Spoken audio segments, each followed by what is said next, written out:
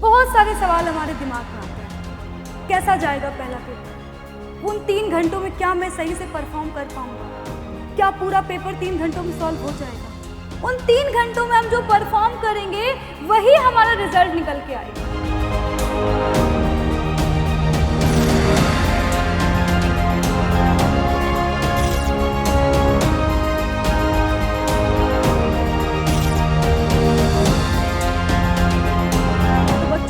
ये 3 घंटे हमारी जिंदगी के लिए बहुत इंपॉर्टेंट है। एक एक मिनट बहुत इंपॉर्टेंट है। पहला बोर्ड, पहला पेपर, पहला दिन, जो धक धक हमें हो रही है ना इस टाइम पर, वो शायद कोई और फील नहीं कर सकता। बहुत सारे सवाल हमारे दिमाग में आते हैं। कैसा जाएगा पहला पेपर? उन 3 घंटों में क्या मैं सही से परफॉर्म कर पाऊंगा? क्या पूरा पेपर 3 घंटों में सॉल्व हो जाएगा? क्योंकि यही 3 घंटे पूरे साल भर की मेहनत को बताएंगे। उन 3 घंटों में हम जो परफॉर्म करेंगे वही हमारा रिजल्ट निकल के आएगा। तो बच्चों, ये 3 घंटे हमारी जिंदगी के लिए बहुत इंपॉर्टेंट है। एक एक मिनट बहुत इंपॉर्टेंट है। तो आज मैं बताने वाली हूं कि इन 3 घंटों में आपको कौन सी गलतियां नहीं करनी है। तो पहले जान लेते हैं आखिर वो कौन सी गलतियां हैं जिन्हें नहीं दोहराना है। तो बच्चों, क्या आप भी एग्जाम में यही गलती करने वाले थे?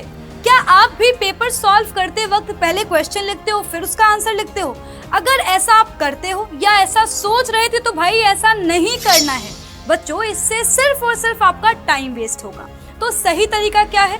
तो आपको सिर्फ और सिर्फ क्वेश्चन नंबर लिखना है, उसके नीचे उसका उत्तर लिखना है, क्वेश्चन नंबर और फिर आंसर। तो इससे आपका टाइम भी बचेगा और आपको ये गलती बोर्ड एग्जाम में नहीं करनी है। तो बच्चों, देख रहे हैं आप, यही हाल होगा आपका अगर आप बिना प्रैक्टिस करे एग्जाम में जाएंगे।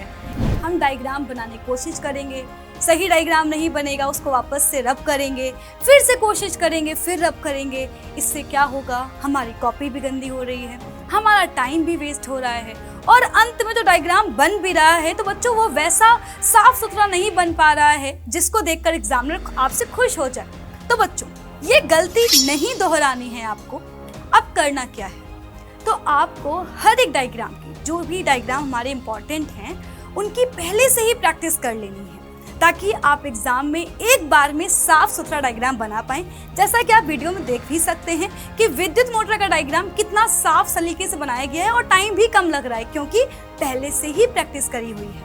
अब अगर आप पहले से ही प्रैक्टिस करके रखेंगे तो आपका टाइम भी बचेगा, कॉपी भी गंदी नहीं होगी, एक बार में ही साफ सुथरा डायग्राम बन जाएगा और एग्जामिनर आपसे खुश होकर के पूरे नंबर भी देगा।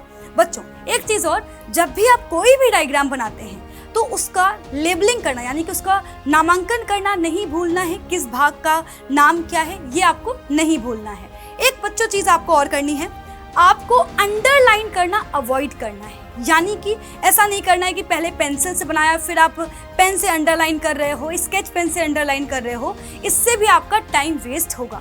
तो ये सारी गलतियां एग्जाम में आप ना दोहराएं, इससे आपका टाइम बचेगा और उसी टाइम को हम नेक्स्ट क्वेश्चन में लगा पाएंगे। हमें अक्सर सिखाया जाता है कि जब भी हम बोर्ड कॉपी में पेपर सॉल्व कर रहे हों तो इम्पॉर्टेंट पॉइंट्स को हाईलाइट करना होता है, ब्लैक पेन से लिखना होता है। पर यदि आप इसकी अधिकता करते हैं, यानी कि बच्चों अगर आप फ्रीक्वेंटली पेन चेंज करेंगे तो इससे भी आपका टाइम वेस्ट होगा। तो इसके लिए आपको करना क्या है, जो भी इम्पोर्टेंट पॉइंट्स हैं उनको ब्लैक पेन से अंडरलाइन कर दीजिए। यानी कि बार बार पेन चेंज करने की जगह आप एक बार अंडरलाइन कर दीजिए। हर बार पेन चेंज करने से बचिए, इससे आपका टाइम बचेगा बच्चों और वही टाइम हम आगे नेक्स्ट क्वेश्चन में भी लगा पाएंगे। यार, अब इसमें क्या गलती है? फॉर्मूले को हमने बॉक्स के अंदर बंद कर दिया।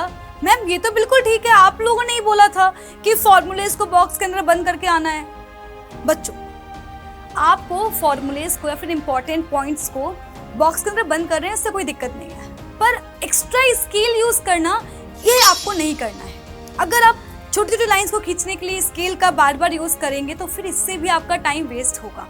तो जहां पर हम नॉर्मल हाथ से लाइन खींच सकते हैं वहां पर स्केल का यूज नहीं करना है, तो एक्स्ट्रा स्केल का यूज करने से आपको बचना है। तो क्या आप भी अपनी कॉपी को सुंदर बनाने के लिए हर क्वेश्चन के बाद स्केच पेन से लाइन खींचते हैं? अगर आप ऐसा करते हैं तो बिल्कुल नहीं करना है बच्चों, क्योंकि इससे भी आपका टाइम वेस्ट हो रहा है, साथ ही साथ एक्स्ट्रा लाइन खींचने से आपकी कॉपी सुंदर लगने के बजाय और ज़्यादा भरी हुई लगेगी, एग्जामिनर को विजिबल कम होगा। तो ये गलती भी आपको नहीं करनी है। बच्चों, ये सबसे ज़्यादा इंपॉर्टेंट पॉइंट है, सारे के सारे बच्चों को ध्यान से सुनना होगा। देखिए, लॉन्ग आंसर क्वेश्चन में हमें हमेशा चॉइसेस मिलती हैं, किन्हीं 2 प्रश्नों में से कोई एक क्वेश्चन सॉल्व करना होता है, और लॉन्ग क्वेश्चन सबसे ज़्यादा मार्किंग वाला क्वेश्चन होता है। तो अब कई बार ऐसा होता है कि हम दोनों क्वेश्चन चूज करने में गड़बड़ी कर देते हैं। हमें लगता है कि क्वेश्चन हमसे हल हो जाएगा, पर वो क्वेश्चन हमसे हल होता नहीं है। फिर हम क्या करते हैं, वहीं पर ही काटा पीटी कर दी, या फिर हम उसी क्वेश्चन में जो है पहले सोचा हमने, फिर हमसे नहीं हुआ तो उसमें जो है हमने आगे बढ़ गए, सेकंड क्वेश्चन तो हमने सॉल्व करना स्टार्ट कर दिया।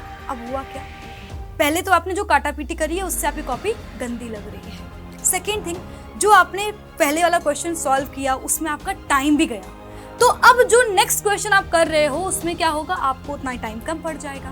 तो इसलिए जो भी आपके पास चॉइस वाले क्वेश्चन होते हैं, पहले पूरा का पूरा ध्यान से उस क्वेश्चन का मनन करो, एनालाइज करो कि क्या ये सारे के सारे जो पॉइंट्स हैं इस क्वेश्चन में पूछे गए हैं मुझे आते हैं, क्या मैं इस क्वेश्चन को पूरा लिख पाऊंगा, क्या मुझे 7 नंबर का कंटेंट आता है।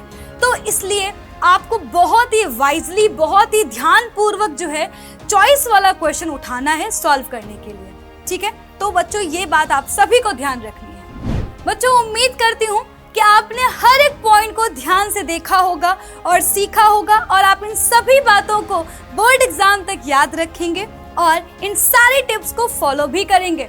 तो बच्चों, बस पढ़ाई में जुटे रहिए और पेपर को छोड़ना नहीं है, पेपर को फोड़ना है। तो बस ऑल द वेरी बेस्ट।